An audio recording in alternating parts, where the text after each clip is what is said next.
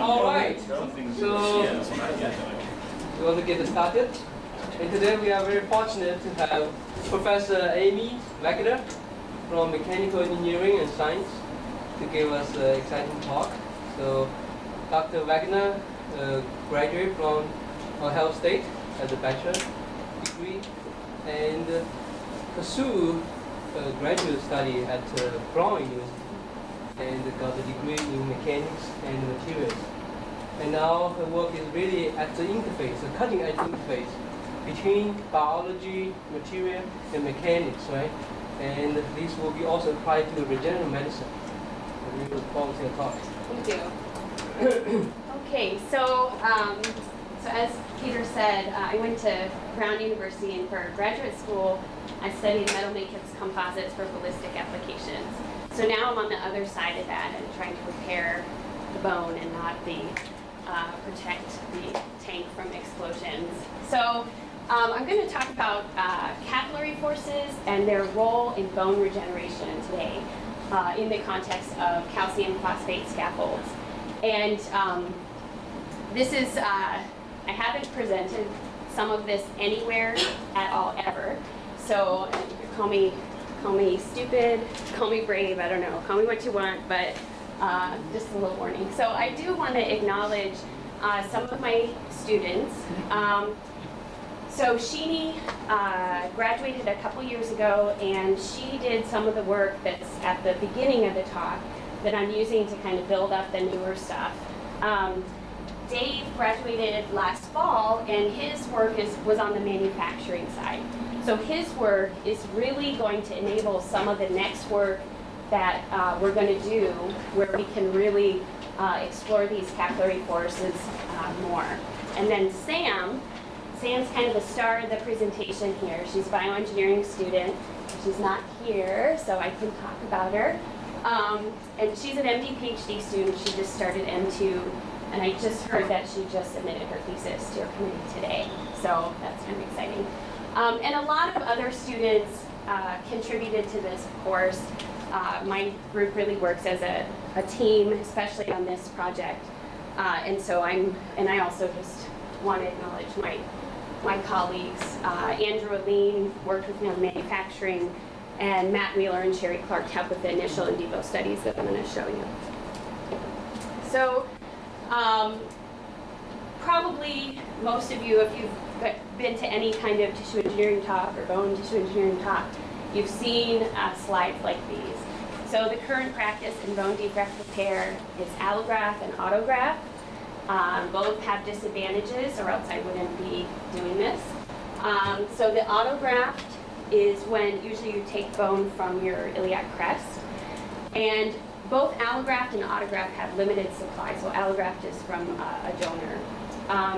These are some of the complications associated with autograft. And the allograft, one disadvantage is that there's disease transmission or risk for disease transmission.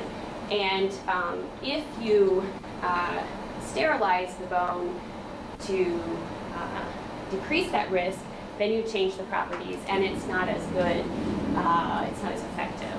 So the ultimate goal is to be able to take a patient CT scan like the one I've shown you there, and you can see this woman has about 4 teeth, so then her bone has resorbed in her jaw. And the idea is to custom design a scaffold that will fit into that defect for that particular individual. And I'm not working on the customization part, taking the images. I'm working at a little bit different length scale, which I'll talk about in a minute. The material system is biphasic calcium phosphate. It's just a calcium phosphate material. I usually just say hydroxyapatite because it's easier. There's not a lot of difference. The composition is a little bit different. The reason this is a good material to use is because it's similar to the mineral that's in your bone. It's bioactive, and that means that it'll actually bond or form a chemical bond with the bone. It's osteoconductive, meaning that bone will grow on it. And in some cases, it's osteoinductive, which means that it will actually cause stem cells to differentiate and form bone. The other 3 things that I've listed here are also reasons we use it, but they're kind of more specific to what I'm talking about. One is that it has an affinity for growth factors like BMP2. So BMP2 is a bone morphogenic protein that is osteoinductive, and it has binding sites that allow it to bind to hydroxyapatite. The next one is that we can tailor the microstructure. And the fabrication method that we use allows us to tailor it more than some other folks who use this material.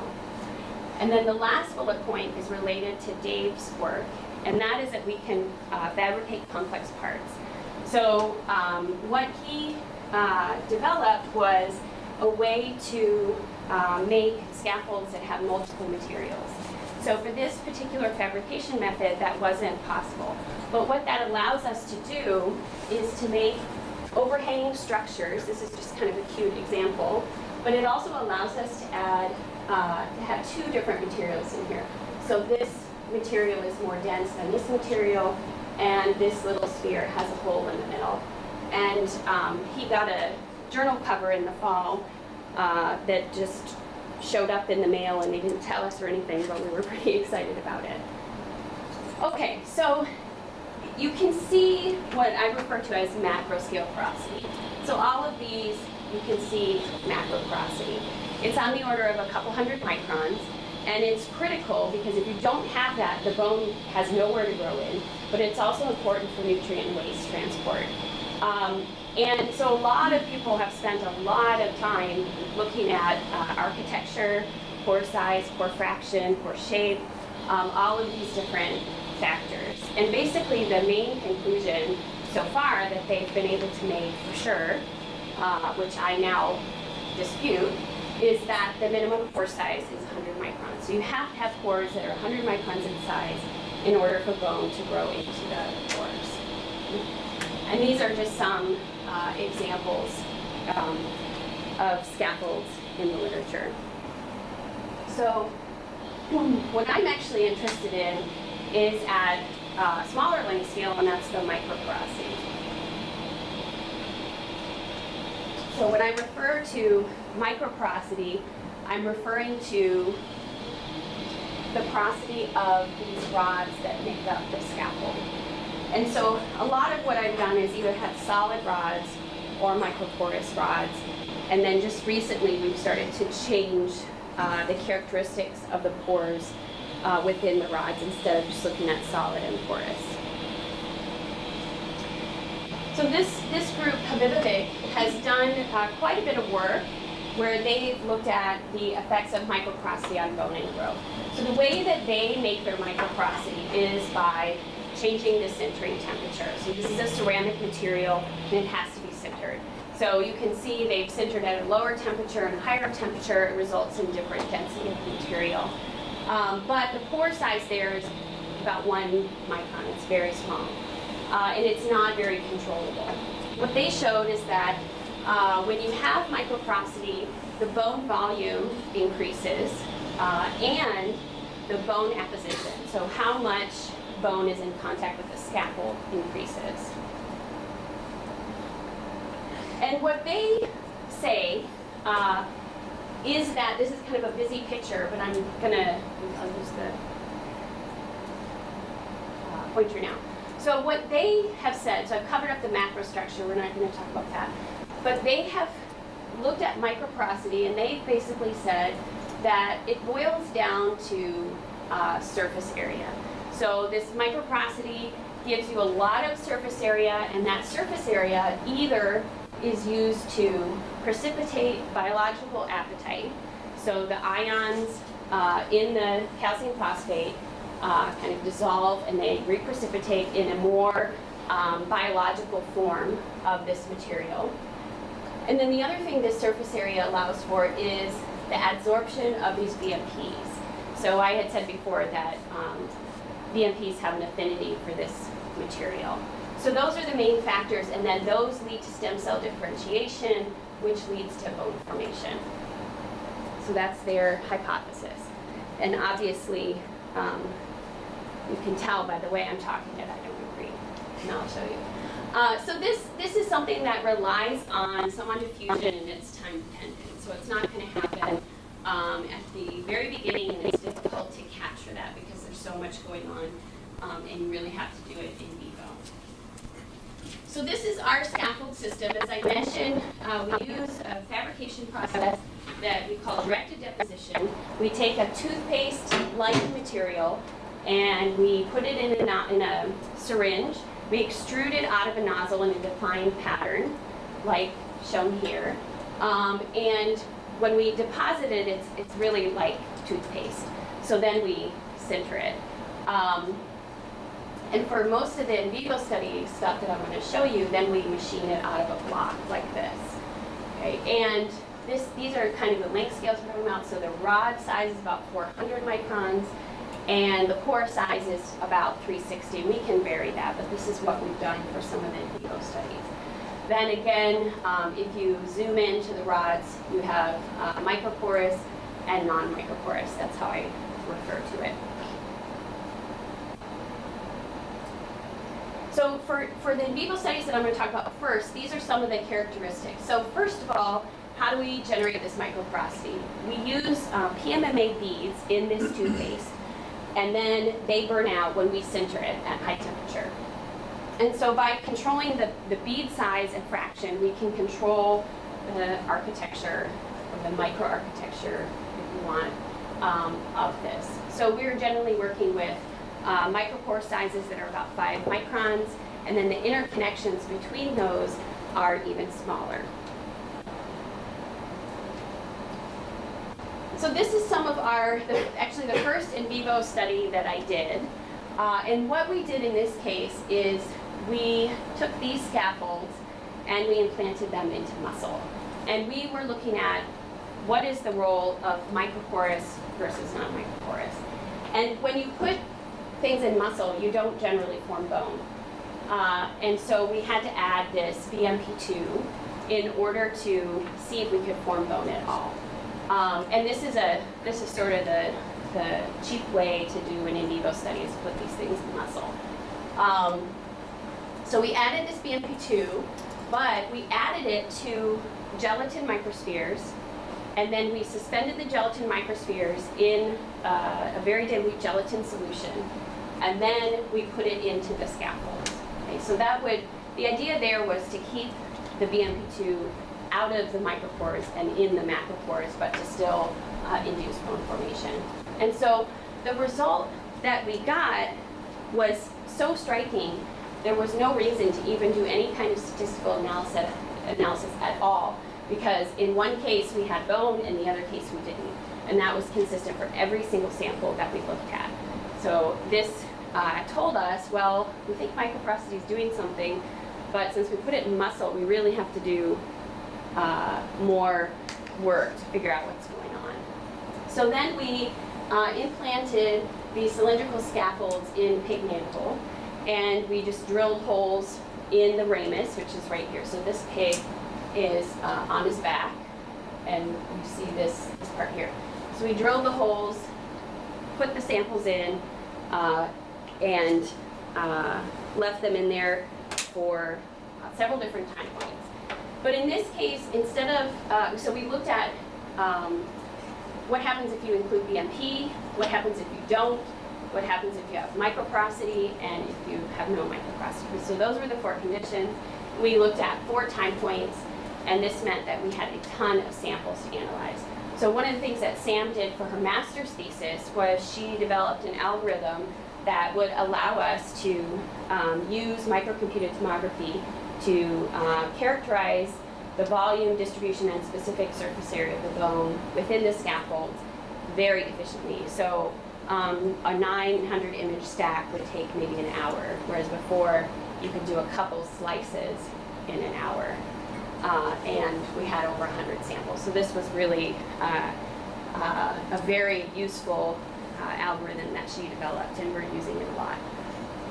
So those are the groups.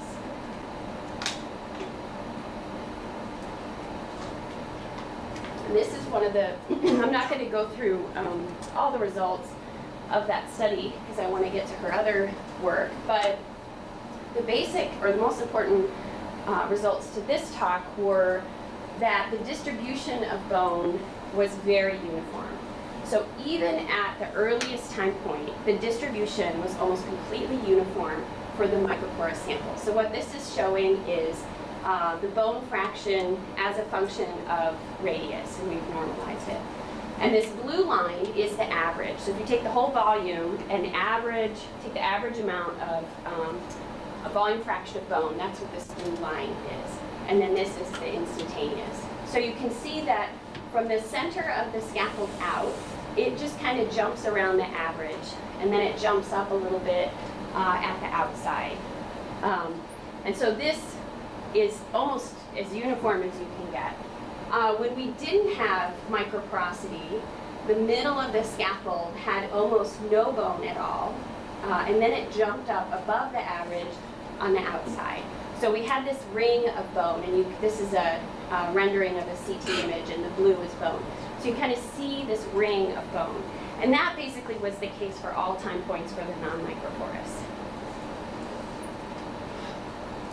So that was one of the key results that we found. And these are some histology images. So first I want to just orient you, and then I'll tell you the important result to take away. This is the scaffolding cross-section, and this kind of mottled stuff is the scaffold, and the red is bone that's been stained. And so you can look, the bone is right up against the scaffold. You can see this kind of interpenetrating composite at the interface versus the case where you don't have any microporosity, and you could imagine how that could be beneficial to mechanical properties, for example. But the part that we found very interesting was that, this is a rod, this is a cross-section of a rod, was that there was bone all through these pores. And these blue things are cell nuclei. And the reason that is quite interesting is that, if you remember, I said that in the literature, basically every paper that talks about bone scaffolds says that the minimum pore size is 100 microns. And this clearly is happening in very, very small pores. And so we had a hard time getting this past the reviewers when we submitted this paper, but now it's been out there for a couple of years, and the rest of the work we've done really further supports this. So then I started showing this when I was giving talks, and people would say, well, how did the cells get in there? And I don't know.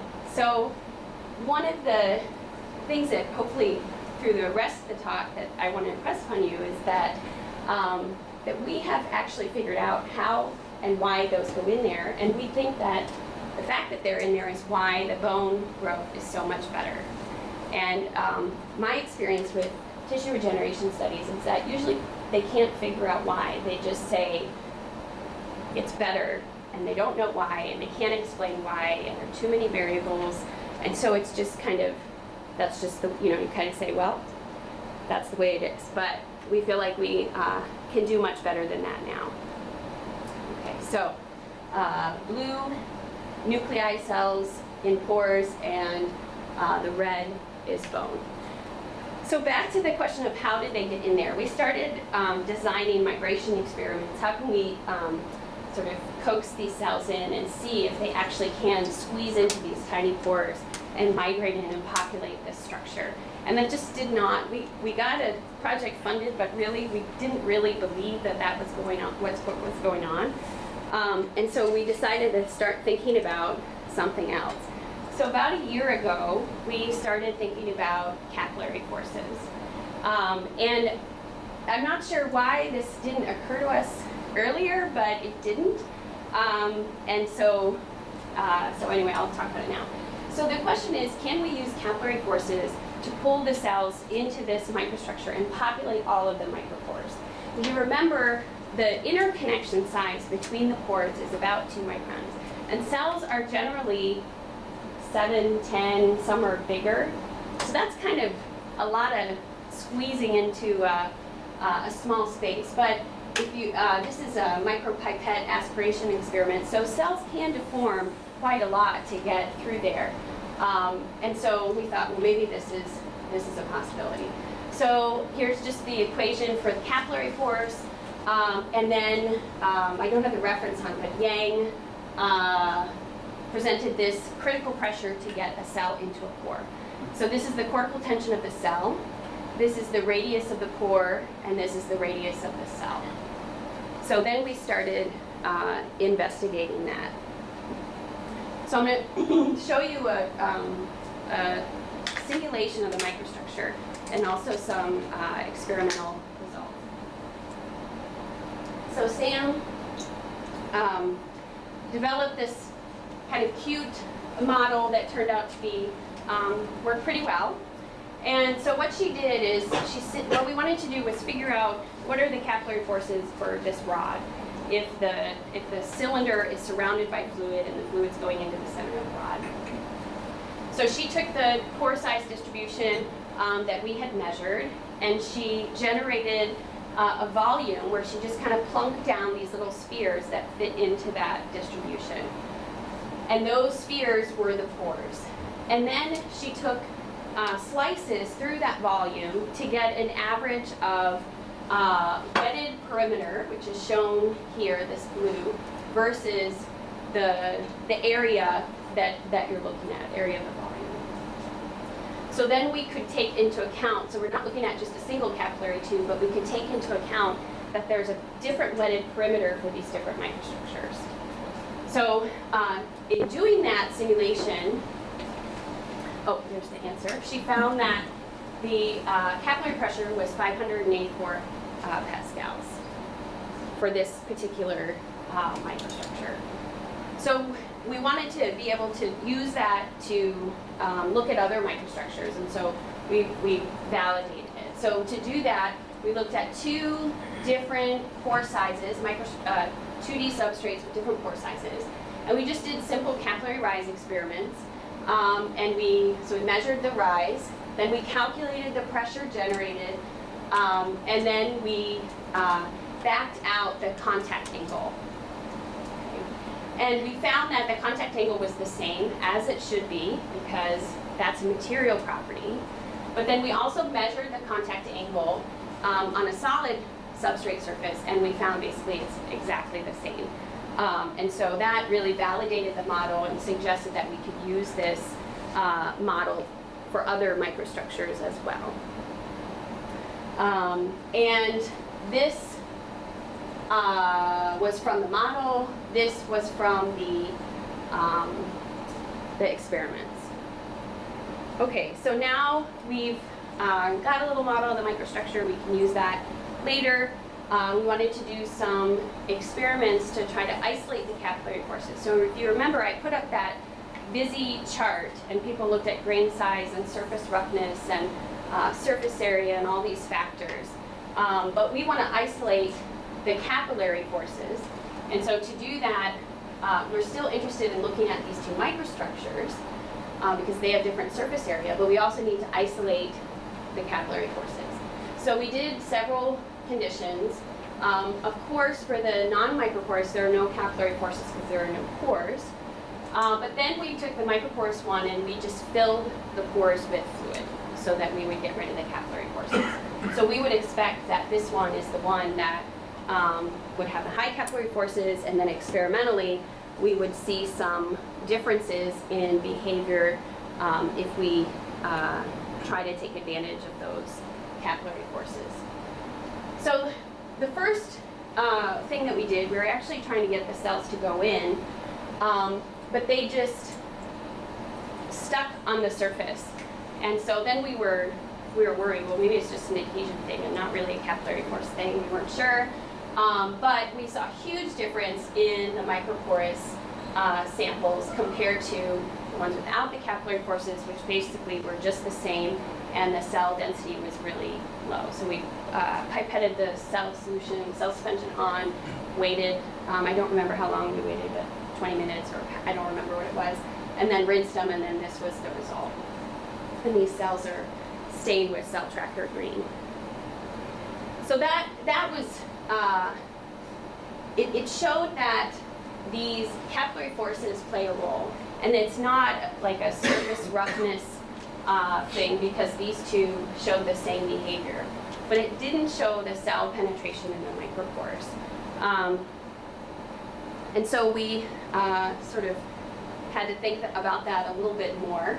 And we looked back at this critical pressure, and we wanted to look at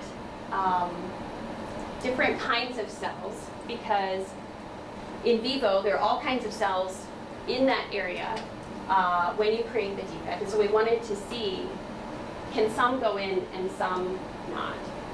Because we could also use that as a design parameter in our scaffolds. So we looked in the literature and got some values for cortical tension and some cell radii. And then we calculated the critical pressure. And based on the experiment and simulation, which is pretty much exactly the same, we found that all of these cells, except for the chondrocytes, would be able to get into these pores, into this porous microstructure. So that was encouraging. So then we decided to go back to some in vitro studies, but we designed the experiments a little bit differently and a little bit so that we have a little bit more control over where the fluid was going when we put it in contact with the sample, instead of just pipetting it on top. So we took a glass substrate and put a bead of the cell suspension on the substrate, and then we just brought them close together, and the thickness of the two was about the same.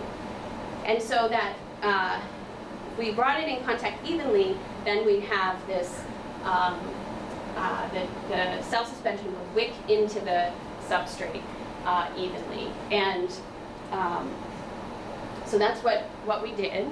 And we did that with several different cell types that were, again, stained with cell tracker green.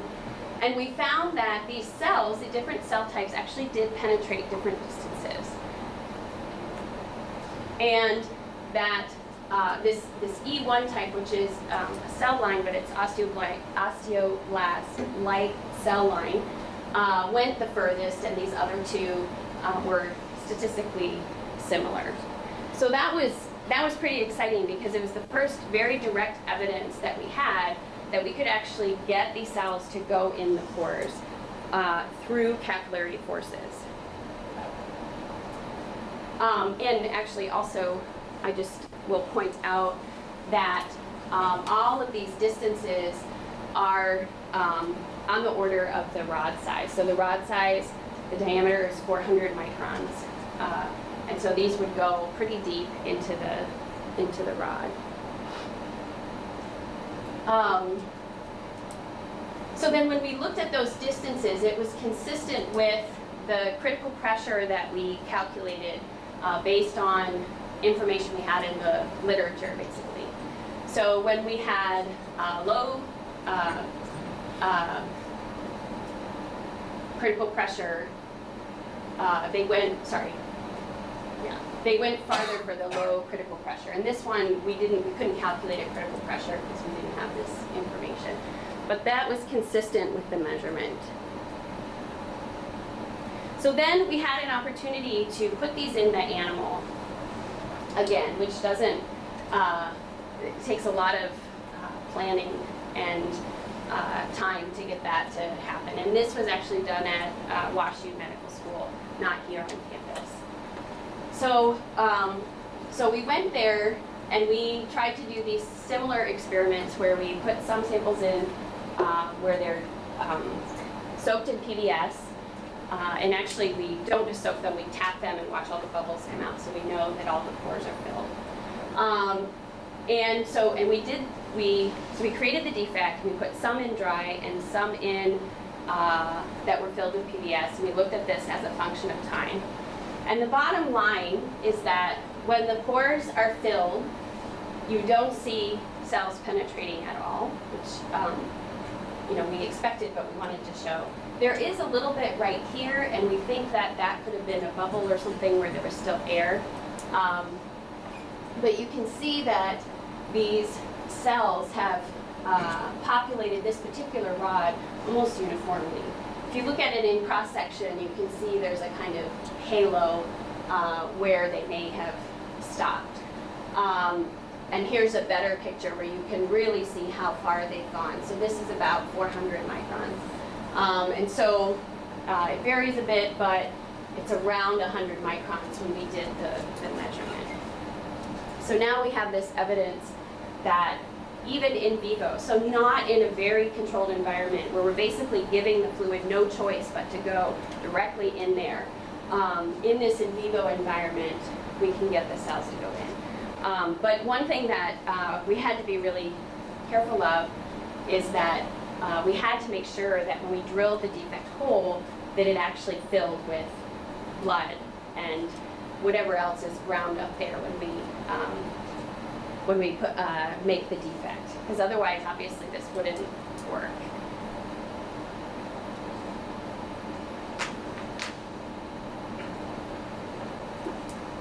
So what we showed in previous work is that this microporosity enhances bone regeneration. And we saw that these cells went into the pores, and we think that that must be related to this macro scale enhanced regeneration that we observed. And so then we were trying to answer this question, how do the cells get in? So what we have shown so far is that with this one microstructure that we've looked at, we can get both cell localization. And the reason I'm emphasizing that is that other people saw enhanced regeneration with microporous structures, but they didn't get cells in because the pores were too small. So we think that the explanation for that could be that they still have capillary forces, and those capillary forces are drawing the cells to the surface of the scaffold, and they're not relying on cells to migrate into the scaffold or to come in through vessels growing into the structure. So we think that this offers an explanation for other people's work as well. But we also showed that these capillary forces actually draw the cells in, and we think they trap them. We haven't done experiments to see if they migrate out, but I think it's pretty certain that they're trapped.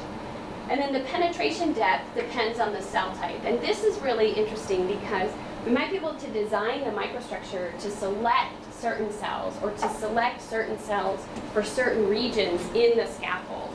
And so that could be interesting by itself. It's another sort of level of design.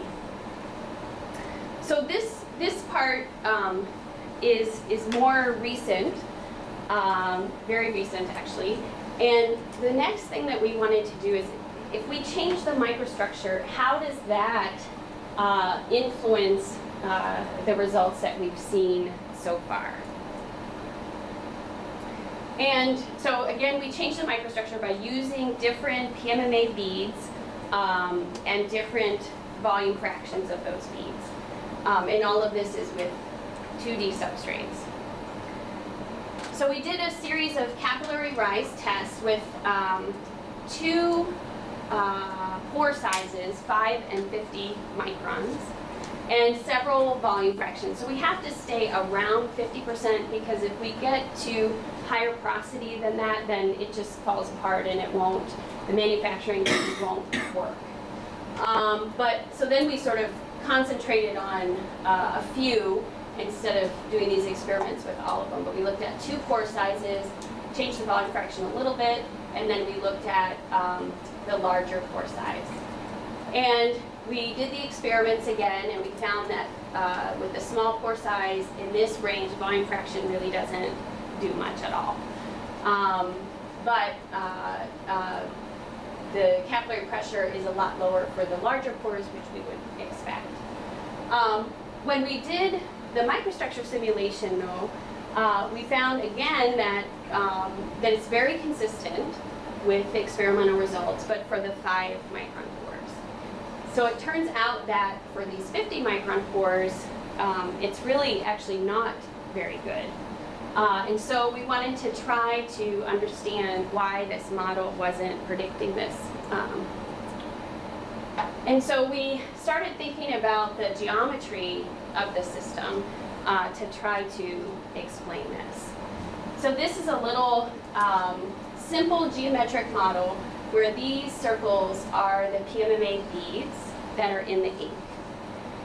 And then as these are distributed, we are assuming that they're in contact, but the volume fraction is such that they're probably not all in contact, but at least some of them are, so this is a good approximation. And then the HA particles are kind of irregular, so they might have some piece that sticks in between. And if that's wedged in there, that's going to create the interconnection between these PMMA beads. So when we did that, we calculated the interconnection size for these two bead sizes. And as you might expect, for the 5 micron, and I forgot to put the numbers up, but for the 5 micron pore size, the interconnections were pretty similar to the size of the pores themselves. And for the large pores, the 50 micron pores, the interconnections were much smaller than that pore size. And again, the simulation doesn't match. Well, the reason that the simulation doesn't match is because it does not take into account that these interconnections can form. So really, we need to go back to the simulation in order to really apply this and use it for designing the microstructures. We need to go back to the simulation and figure out how to account for those interconnections and try to get them incorporated into the model. Okay, so we also, based on the interconnection size, we said, well, what is the critical, what's the pressure generated by having that size of a pore within the microstructure? And then we said, what is the critical pressure to get a cell to pass through those pores? Because they have to pass through those pores to make their way through the microstructure. And we found that the critical pressure was high. So we looked at this for osteoblasts, and it would work. The cells could pass through those interconnections. This is changing a little bit, but we also were looking at capillary rise for fluorescent beads. So when I showed the different cells going into the microstructure, we also did that with some beads, but I didn't show that data here. The reason that we're interested in looking at beads is because they can be used as carriers for drugs, and so we wanted to know how they might pass through this microporous network and to potentially be used as drug carriers. And we looked at the microstructure again, and again, for these beads, these two are the same, and the 50% 50 micron one is different. So we sort of expected that, but I thought I'd show the results. We also did an acid etch to this, and when we did the acid etch, we looked at the microstructure, and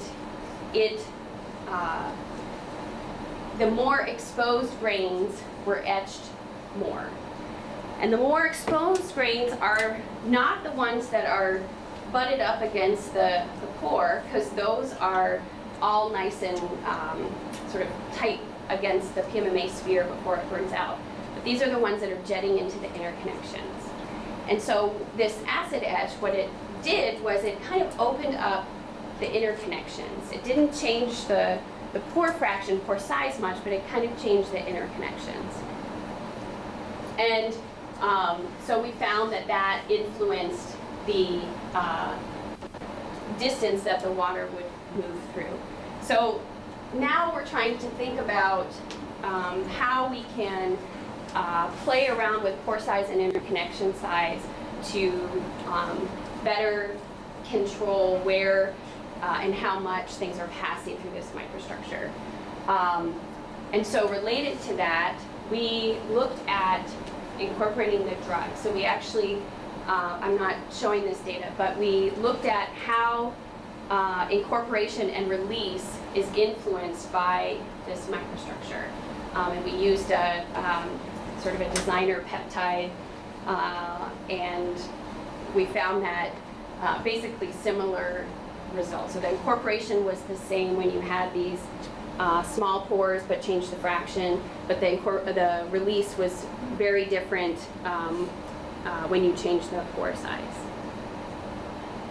So what we think is going on, so we've shown that the cells can populate this microporous network. We haven't directly shown that that is behind the enhanced bone regeneration, but obviously we think that's what's going on. So what we think is that this provides a self-loading mechanism that populates the micropores with cells and with other stuff that's in the defect area. So that could be BMPs, it could be other proteins. If you wanted to add drugs, then it could also populate the pores with drugs that you add. And what this does is it traps, especially the cells, because the cells would have a hard time deforming by themselves to get out.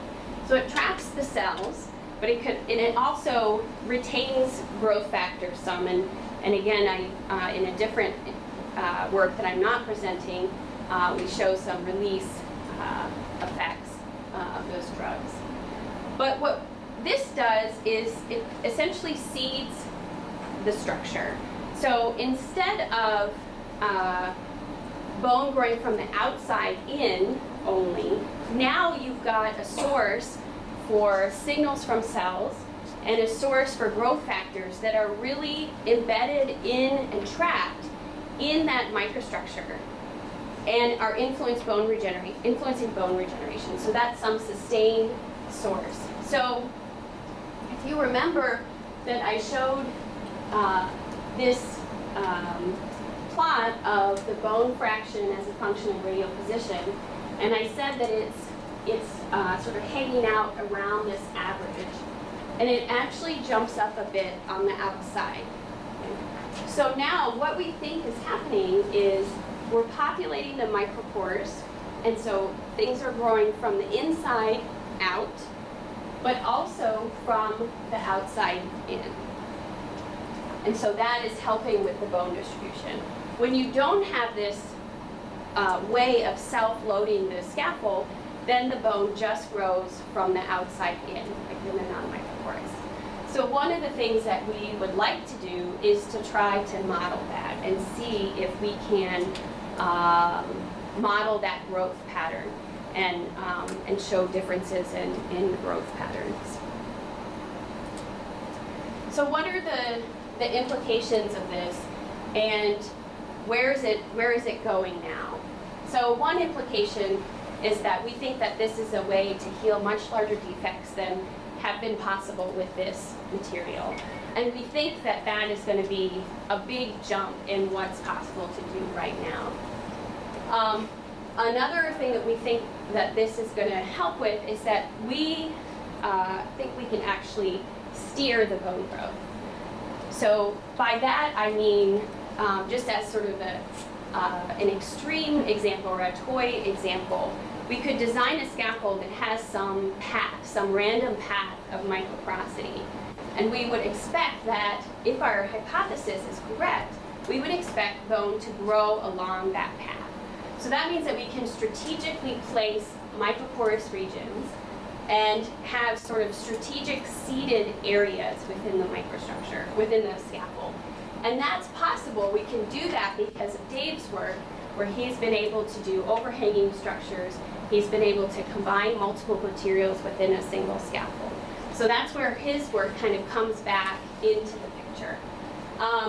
And again, I didn't show it, but this is a way that we can sustain delivery of drugs that might further enhance the bone regeneration. And then finally, I haven't talked about this. When I did the first study, I did look at mechanical properties, but it turns out that when you take these out of the bone, you kind of destroy them, and so it's very difficult to measure the mechanical properties. But if you can hopefully believe me that this would enhance the fracture toughness by having this co-continuous composite where you have a softer material in the macropores and in the micropores.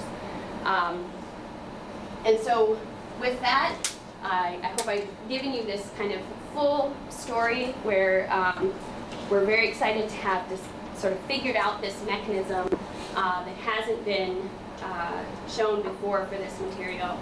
And instead of doing more design on macro porosity, which everyone's done, and it hasn't really gone anywhere. So now we want to focus on the micro porosity, and we think that with these results that we've shown, we really can add some design to it rather than just having a random pore structure because you change the sintering temperature. But we have a lot more control. We can strategically design these scaffolds. So with that, I'm happy to answer any questions, and thank you for your attention.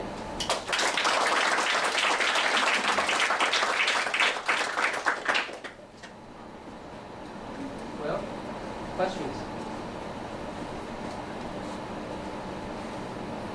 What influenced your decision to go from 5 micron core to 50 micron core? We wanted to do something that was just pretty different, and we had those beads and the 5 micron beads, and we had some in between, but we wanted to try to see if we could see a big difference.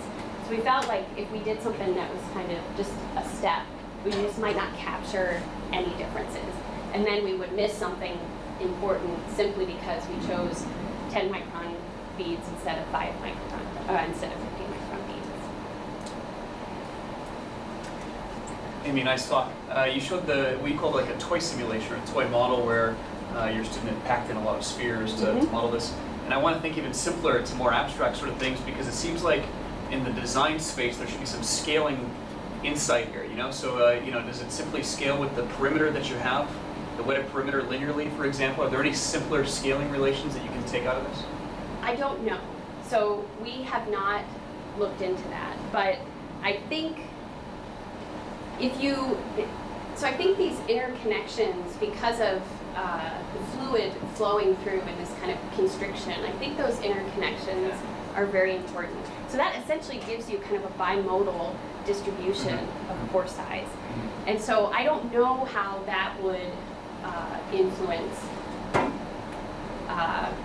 something like the scaling law. Because it's true, if you simply make the pores bigger and nothing else changes, you know, it's not really doing much. But adding this interconnection part kind of complicates things a bit more. Sure. Yeah, I guess I just wonder if you can abstract everything in terms of scaling with the total wetted perimeter, which is how you would do it in just a simple capillary rise in the tube, for example. Right. If that's right. the only, you know, if you can simplify it to that low-dimensional idea, then that would drive maybe some creative design of just how to get more perimeter. Yeah, well, I think that's true, but that doesn't, you still have to, so if you're talking about just pulling in proteins or beads that are much, much smaller than the other features, I think that's probably okay, but with the cells, you know, what is optimized for one cell type might not work. For example, the chondrocytes, it wasn't going to work. So I think it could depend on whether you're talking about deformable things that are moving through, or just fluid with proteins or fluid with carriers. And we just have not thought much beyond what you see today. Okay. Other questions? So I have the opportunity to ask questions. It's a wonderful talk, by the way. So we are very interested in like stem cells, and recently, you know, people were showing the stem cell can feel the porosity.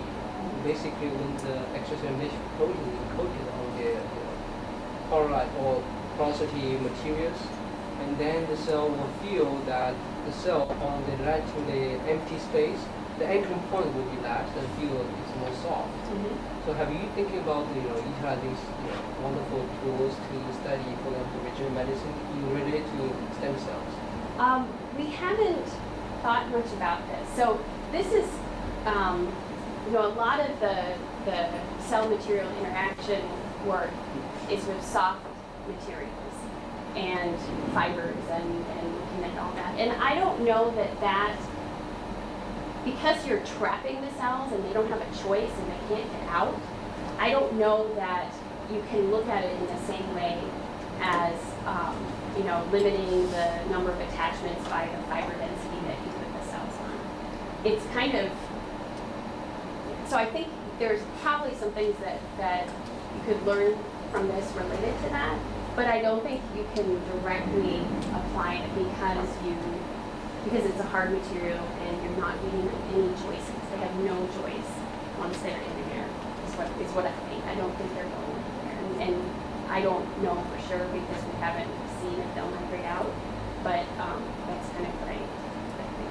Yeah, the paper I'm referring to is from Fiona Webb, and that's mainly on 2D surface, but on the bottom of this 2D they have this polarized material supporting the activation. So maybe 3D could have some different phenomena, but it will be interesting.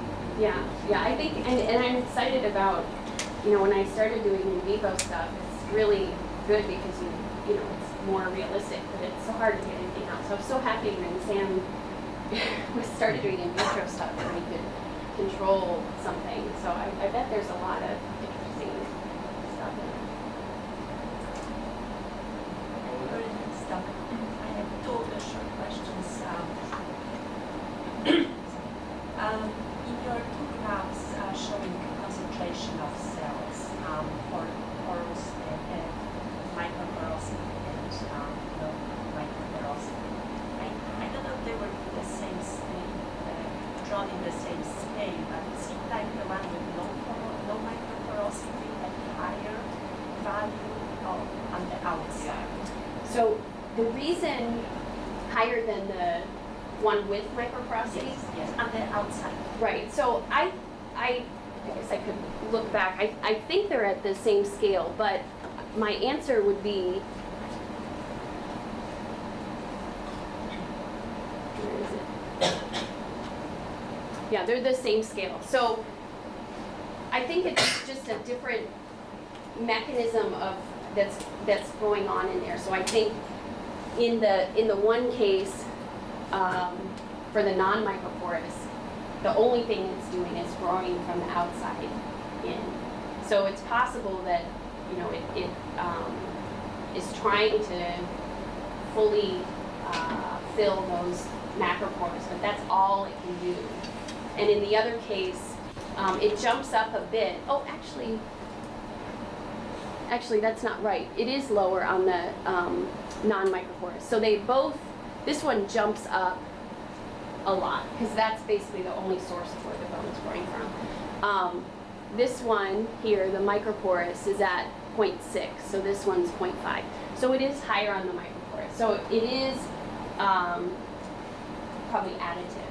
So it's growing from outside in, and even on the edges, it's growing because of the rods being populated with cells and proteins and things. That's what we think is happening. Thanks for clarifying. And then it's a very simple issue which when you do with fluid and without fluid, how cells see fluid? So how do you control with micropores with fluid versus not? So we just dip the scaffold in PBS and tap it to get all the bubbles out. Then we put it in the cell culture dish and pipette the cell suspension on top. And in the other case, we just have it dry. We put it in the dish, pipette the cell suspension on top, and then after a few minutes, then you fill it with the cell culture media. Does that make sense? Is that what you're asking? Right, so the question is, does it can be unfilled throughout the experiment? No, it fills up because it takes the cell suspension and draws the cell suspension in. And in the other case, you've got it. But what happens to micropores? Are they filled or not filled? It doesn't matter. Well, in one case, Fills, we right? fill them with PDS and then put the cell suspension on top. And in that case, they just hang out on top if it's 2D substrate. In the other case, we put it in the dish dry, and then we put the cell suspension on top. And the sample sucks in the cell suspension and the cells. And the fluid goes much, much further than the cells do. But the cells go into the pores and then kind of stop. So it's happening in both cases. It's just that in the second case, cells go with. Yes. Yes. Like first case, no cells. Without the cell. Well, because we fill it with PBS first, right? They're all filled. Yeah. Would it be possible to use the microporous to use it to select sort cells? Well, we think it's a possibility. I don't think that we are there anywhere close right now. But it might be possible, for example, to design the rod to have different, like a graded porosity, so that certain cells get sucked to the center and other cells stay to the outside, even though you put the whole cell suspension in. I think that would be possible just based on intuition, basically, but we haven't done anything like that. We've only done cell suspensions with one single cell type. When we dipped these in vivo, we have no idea what cells are in those pores. We know that there's a blue dot, and that's all that we know. And we've looked into trying to figure out exactly what cells are in there, but it's really, really difficult, and we have not figured out how to do that yet. So it could be, even in vivo, there could be some region, maybe the center that has one type of cell and the outside that has another, and we just can't tell based on the techniques that we're using. Although I think you're a potential startup. Sorry? You're a potential startup company. Oh, yes. That sounds great.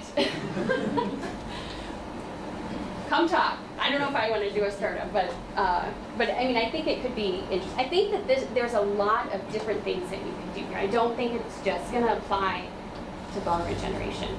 So, whether I can pursue all of those things, probably not. But I think there's a lot of interesting stuff to be done, and especially since we can now do fancy things with the manufacturing technique. Well, no more questions. Let's pause or speak again.